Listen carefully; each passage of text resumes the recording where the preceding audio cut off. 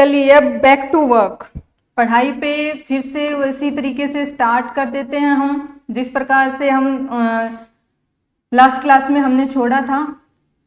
Okay, जैसे कि मैंने कहा था कि अगली जो क्लास होगी तो उसमें आप सभी लोग अच्छे से रिवाइज करके आएंगे। जो लोग अभी इतनी उत्सुकता दिखा रहे हैं क्वेश्चंस के आंसर टाइप करने में, वो एक बार ठहर जाएं, थम जाओ भाई, थम जाओ, कर देना आंसर, ठीक है। आपके आंसर भी देखेंगे। उससे पहले मैं कुछ आप लोगों को क्लेरिफाई करना चाहती हूँ। वो ये है कि क्वेश्चंस दिखेंगे, एक बार में आपको बोर्ड पे जितने क्वेश्चन दिख रहे हैं उसका ये नहीं कि 1 2 3 इस तरीके से अलग अलग मैसेज टाइप कर रहे हैं। आप अगर मान लीजिए आपको इसका आंसर ए लग रहा है, दूसरे का बी लग रहा है, तीसरे का सी, तो एक ही मैसेज में आप आंसर टाइप कर देंगे ए बी सी। क्योंकि मुझे देखने में इतने सारे मैसेजेस दिक्कत होती है, बहुत सारे लोग कनेक्टेड हो रखे हैं, तो एक बंदा एक बार में ऐसे ही मैसेज का इसका आंसर टाइप करेगा। और ये हमारा एक क्विक जो है इम्पोर्टेंट जिस टाइप के क्वेश्चंस आते रहे हैं आरएस के अंदर जो आर्ट एंड कल्चर सेक्शन से, वो ही मैं यहाँ पर आप लोगों के लिए लेके आई हूँ। ओके, तो हम स्टार्ट करते हैं। पहले आप इनके आंसर्स मुझे बताइए। क्वेश्चन नंबर 1, तारागढ़ का किला एक तो अजमेर में है, दूसरा तारागढ़ का किला कहाँ पर स्थित है या कौन से जिले में है। दूसरा क्वेश्चन, हाल ही में यूनेस्को ने राजस्थान के 6 पहाड़ी किलों को, हाल ही का मतलब है कि जाने वाले दशक में विभिन्न जो समयावधियां हैं उनके अंदर जो है डिक्लेयर किया था यूनेस्को वर्ल्ड हेरिटेज साइट। मैंने हर एक किला जो पढ़ाया था उसमें आप लोगों को मेंशन करवाया था कि यूनेस्को वर्ल्ड हेरिटेज साइट। तो कौन से इसके अंदर आंसर होंगे, अब आप फटाफट मुझे, और एक बार में एक व्यक्ति एक ही जो मैसेज होगा उसी में ही इस तरीके से अपने आंसर लिखेगा। ओके, आप लोग ज्यादातर लोगों ने सही आंसर किया है। देखिए, पहला क्वेश्चन था कि एक तारागढ़ का किला तो अजमेर में है, बिल्कुल सही बात है। दूसरा तारागढ़ का जो किला है वो है बूंदी के अंदर। बूंदी के जो किला था उसको तारागढ़ या क्या कहते हैं, दूसरा तिलस्मी किला, भूत प्रेतों का बनाया हुआ तारागढ़ इसको कहते हैं। यूनेस्को के चित्तौड़गढ़ है, कुंभलगढ़ है, रणथंभौर, आमेर, जैसलमेर एंड गागरोन।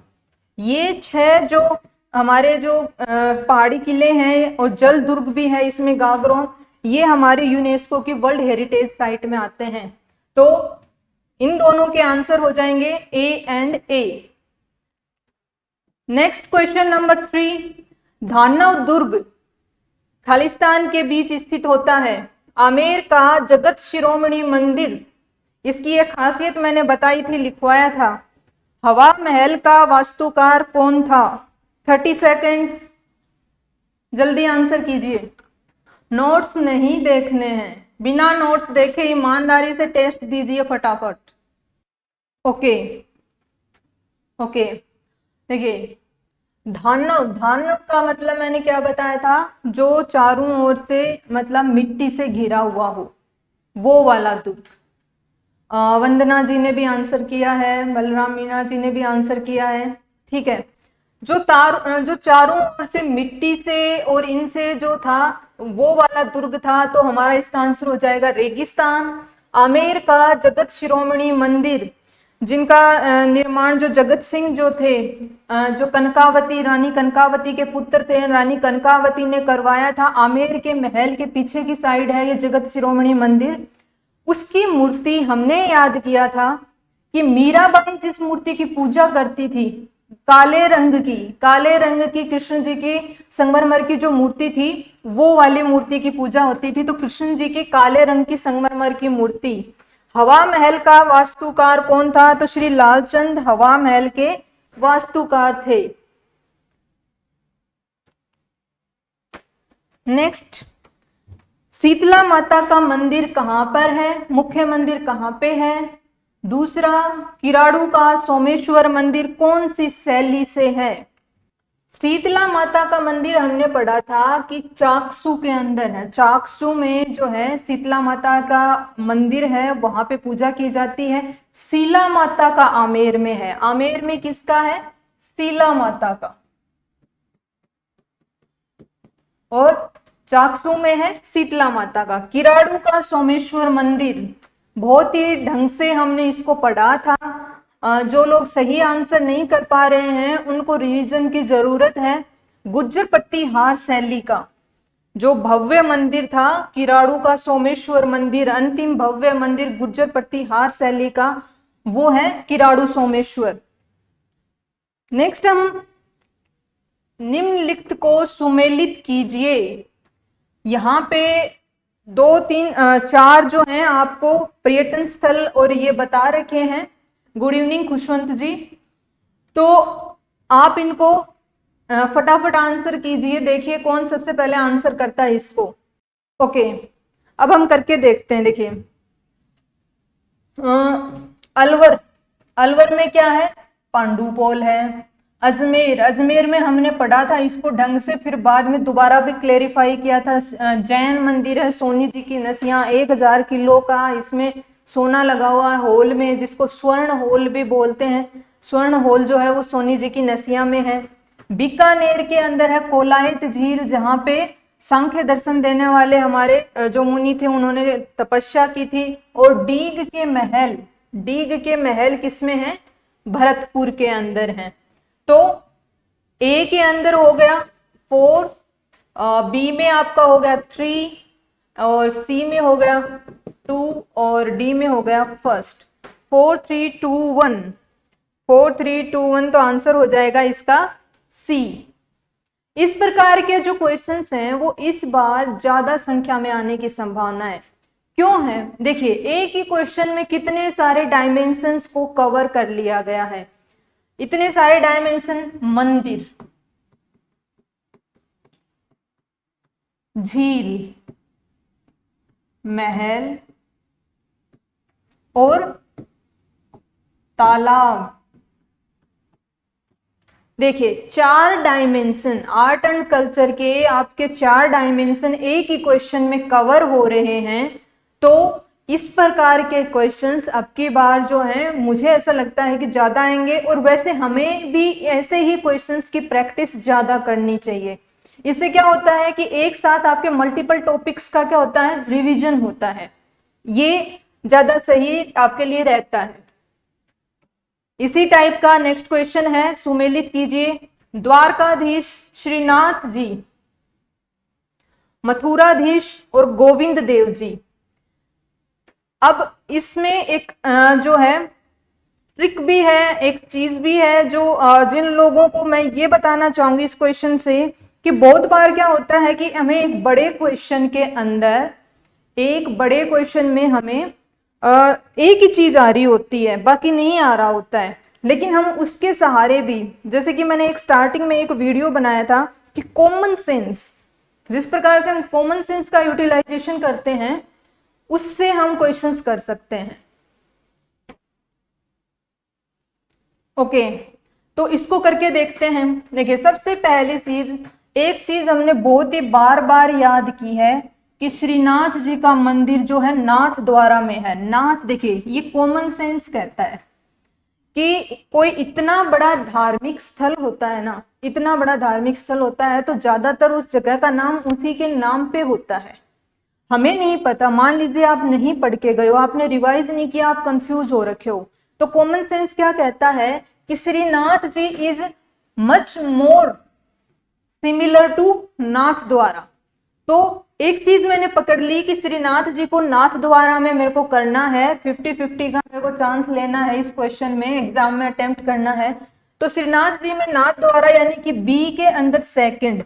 अब आप देखेंगे ये आया हुआ क्वेश्चन है, एज इट इज आया हुआ क्वेश्चन है। आप इसमें देखेंगे तो बी के अंदर सेकंड का सिर्फ एक ही ऑप्शन है। आपको अगर 3 नहीं भी आते हैं तो डरने की जरूरत नहीं है, आपके 1.33 मार्क्स यहाँ पे कंफर्म हो गए हैं, आप उनके मालिक बन गए हैं। तो हालांकि मैं तो ये कह रही हूँ कि ये चलो ये भी नहीं पढ़ा हुआ हो तो भी आपने कॉमन सेंस लगा के नाथ से नाथ द्वारा पे आपने क्वेश्चन अटेम्प्ट कर लिया। इस प्रकार की जो रिस्क है ना, ये तो एक नॉर्मल सा क्वेश्चन है, इसके बारे में तो हमने बहुत अच्छे से पढ़ भी रखा है। इस प्रकार की जो आप जो चीजें हैं वो अप्लाई कीजिए बाकी के भी जितने क्वेश्चन पेपर आप टेस्ट पेपर देते हैं तो उसमें ये स्ट्रेटेजीज को अप्लाई कीजिए। धीरे धीरे आपकी प्रैक्टिस में आएगा। आपके पास में 60 डेज हैं, 60 डेज की प्रैक्टिस के अंदर प्री की बहुत अच्छी प्रैक्टिस हो जाएगी। तो बी के अंदर 1 है तो ए ऑप्शन वैसे ही हो गया, लेकिन फिर भी हमने पढ़ा हुआ है तो हम देख लेंगे कि जैसे कि गोविंद देव जी दूसरा मोस्ट प्रोबेबल हमको आता है कि भाई जयपुर के अंदर है, द्वारिकाधीश कांकरोली के अंदर है और मथुराधीश जो है हमारा वो कोटा के अंदर है। तो ये श्री कृष्ण जी के अलग अलग जो है मंदिर बने हुए हैं, श्री कृष्ण जी के मंदिर हैं यहाँ पे, इनकी चर्चा हम कर रहे हैं। तो आंसर हो जाएगा हमारा ए। निम्नलिखित में से कौन सा चित्रकार अलवर शैली की चित्रकला से संबंधित नहीं है? बिल्कुल त्वरित आंसर आना चाहिए इसका, क्योंकि इसकी बहुत अच्छी ट्रिक मैंने आपको याद करवाई थी।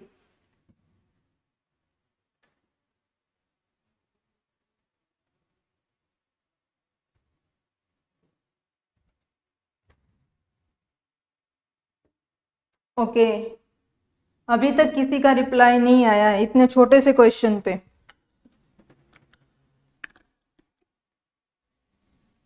गुड रवि जी का पहला आंसर। राजेंद्र जी,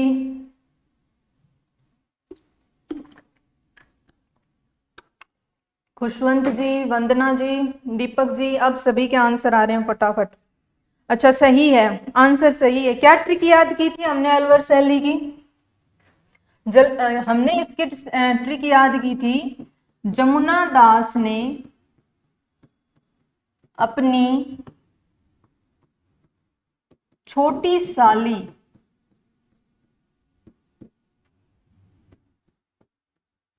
नंदू को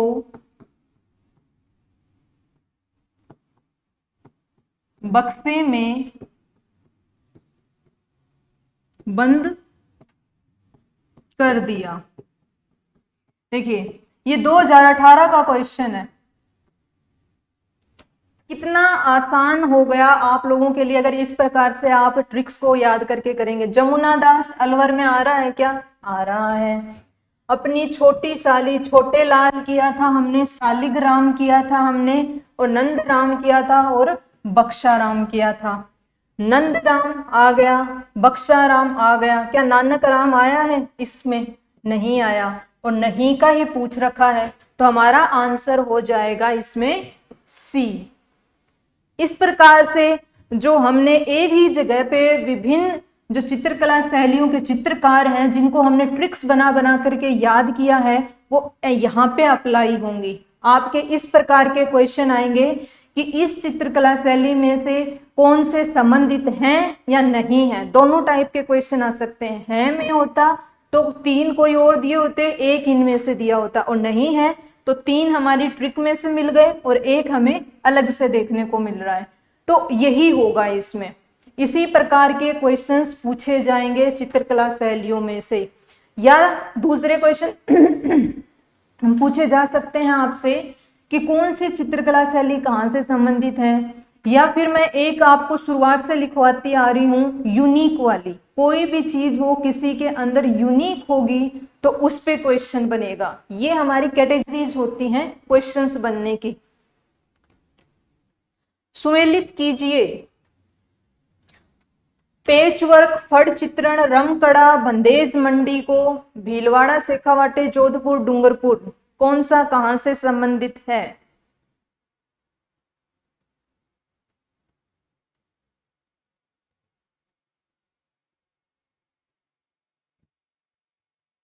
इंपॉर्टेंट क्वेश्चन हस्तकलाओं पे, हमारी जो हैंडीक्राफ्ट्स हैं उसके ऊपर इंपॉर्टेंट क्वेश्चन है।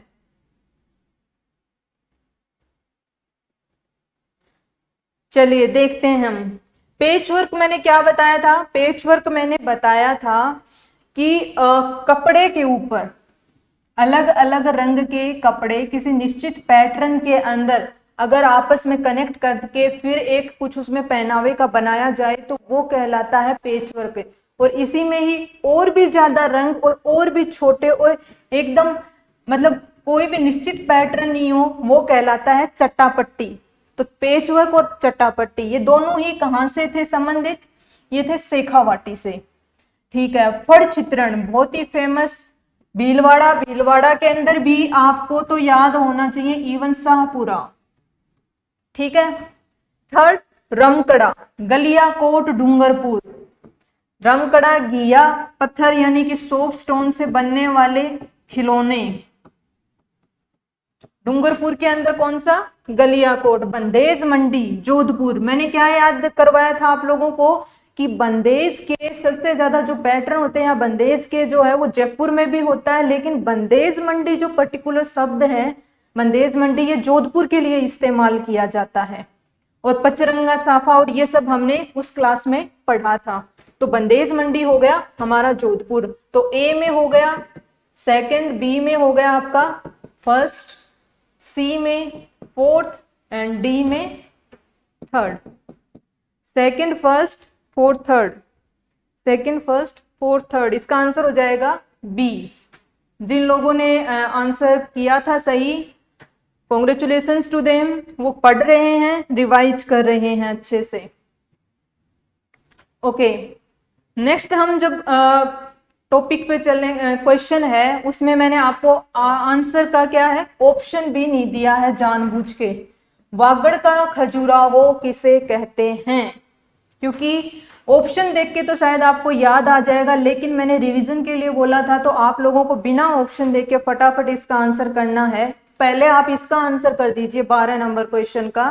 वागड़ का खजुराहो किसे कहते हैं? विभिन्न प्रकार के खजुराहो हमने पढ़े थे।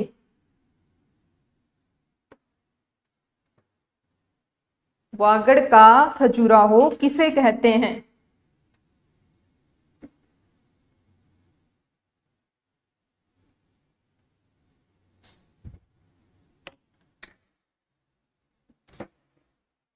Manisha ji, very good. सबसे पहले आंसर आया मनीषा जी का।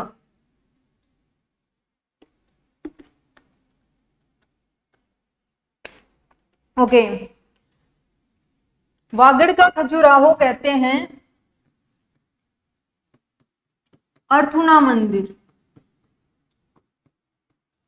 अर्थुना मंदिर जो है उसको कहते हैं, जो डूंगरपुर में है। यहाँ पे नहीं राजेंद्र जी, अर्थुना मंदिर जो है उसको हम वागड़ का खजुराहो कहते हैं।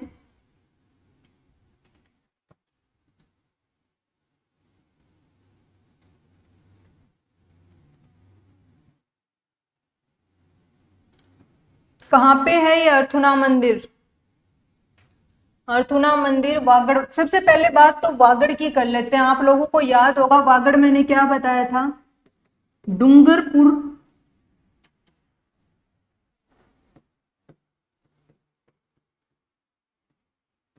प्लस बांसवाड़ा।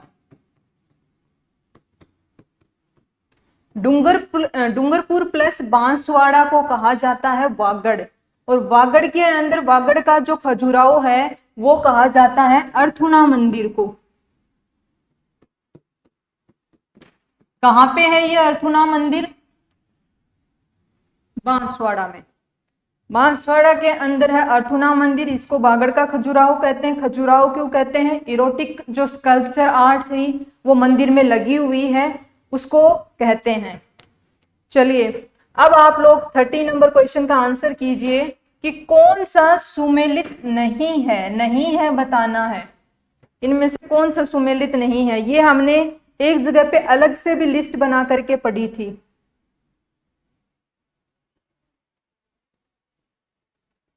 जो लोग इसका ऑप्शन आंसर कर चुके हैं वो जगह का नाम आंसर करे मुझे, सही जगह।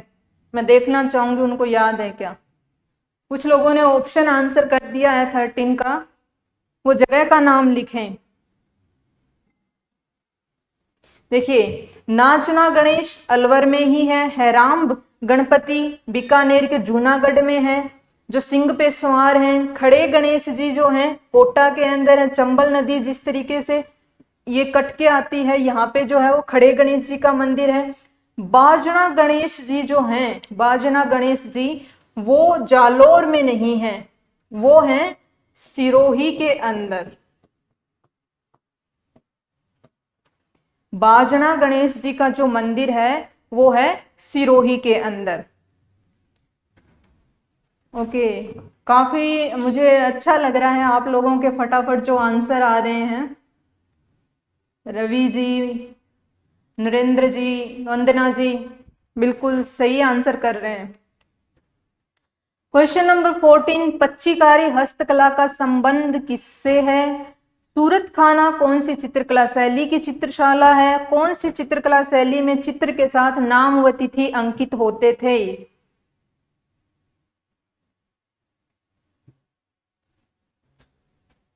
ये सभी प्रोबेबल क्वेश्चंस में से आते हैं, आर्ट एंड कल्चर के अच्छे क्वेश्चंस में से आते हैं।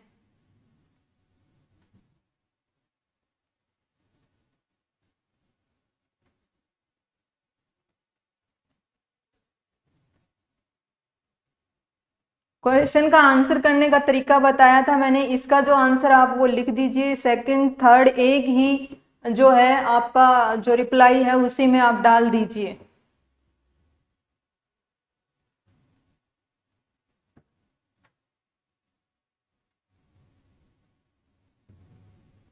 ठीक है, ओके। रवि जी अपने आप को करेक्ट कीजिए। रवि जी अब की बार आपका आंसर सही नहीं है एक का। ठीक है, हम यहाँ पे देखते हैं। देखिए पच्चीकारी, पच्चीकारी मैंने बहुत अच्छे से बताया था। पच्चीकारी क्या होता है? लकड़ी पे किया गया काम, लकड़ी के ऊपर मैंने इसको इस तरीके से भी आपको चित्र से समझाया था कि ये लकड़ी का ब्लॉक है और इसके ऊपर अगर छेनी और हथौड़े से जिस प्रकार से पत्थर के ऊपर काम करके झालर वगैरह उकेरी जाती है, उसी प्रकार से एक लकड़ी के वुडन ब्लॉक को लेकर के उसके ऊपर जो है सुंदर सुंदर चित्र बना दिए जाते हैं इस प्रकार से, तो ये कहलाती है पच्चीकारी। तो इसका आंसर हो जाएगा हमारा लकड़ी। सूरत खाना, चितेरों की ओवेरी, उदयपुर चावंड शैली, उसी प्रकार से सूरत खाना है जयपुर की चित्रशाला। जयपुर की जो चित्रशाला है उसका नाम रखा गया है सूरत खाना। कौन सी चित्रकला शैली में चित्र के साथ नाम व तिथि अंकित होते थे? ये अब की मॉडर्न आर्ट की बात नहीं कर रहे हैं, पुराने टाइम की लोक चित्रकला वाली। मॉडर्न आर्टिस्ट तो सभी लिखते हैं, कोई सी भी शैली हो। जो पुराने टाइम पे कौन सी चित्रकला शैली राजस्थान की ऐसी थी, तो वो बीकानेर थी। बीकानेर के अंदर हमने चित्र भी देखा था जिसके अंदर साइड में यहाँ पे नाम और तिथि अंकित थी, तो बीकानेर हो जाएगा। तो आंसर्स हो जाएंगे ए डी बी इन तीनों के। ओके, सोलंकी शैली का अन्य नाम कौन सा है? भूमिज मंदिर स्थापत्य शैली किसकी उपशैली है? और कमायचा, कमायचा कौन सा वाद्य यंत्र है? All three are important questions from my point of view. मुझे लगता है कि ये आर्ट एंड कल्चर के इंपॉर्टेंट क्वेश्चंस में से आते हैं।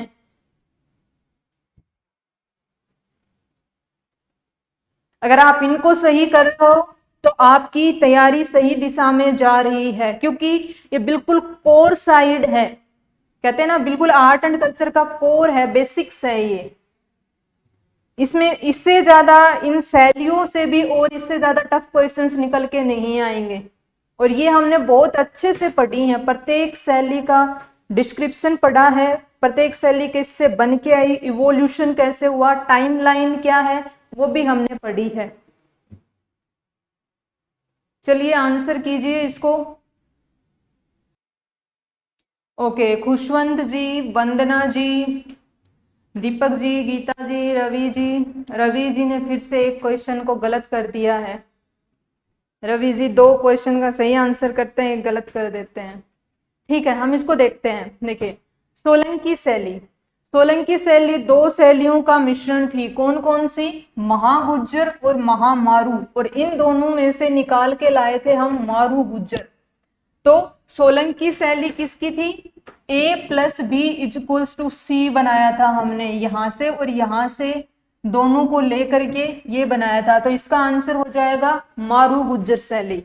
भूमिज मंदिर स्थापत्य शैली किसकी थी? नागर शैली की। नागर शैली की उपशैली थी भूमिज स्थापत्य शैली। कमायचा, कमायचा साई राज का गुर सुंदर है, चोर चिकारा का सुर भरदू। इसमें का से मैंने याद करवाया था तत्ववाद्य यंत्र कमायचा, तो कमायचा हमारा क्या हो जाएगा? तत्ववाद्य यंत्र हो जाएगा। तो इसका आंसर हो जाएगा ए, यानी कि हमारे इसके हो जाएंगे आंसर सी, डी, ए। इन तीनों के आंसर हो जाएंगे सी, डी, ए। जिन लोगों ने सही आंसर किया है, वेरी गुड फॉर देम।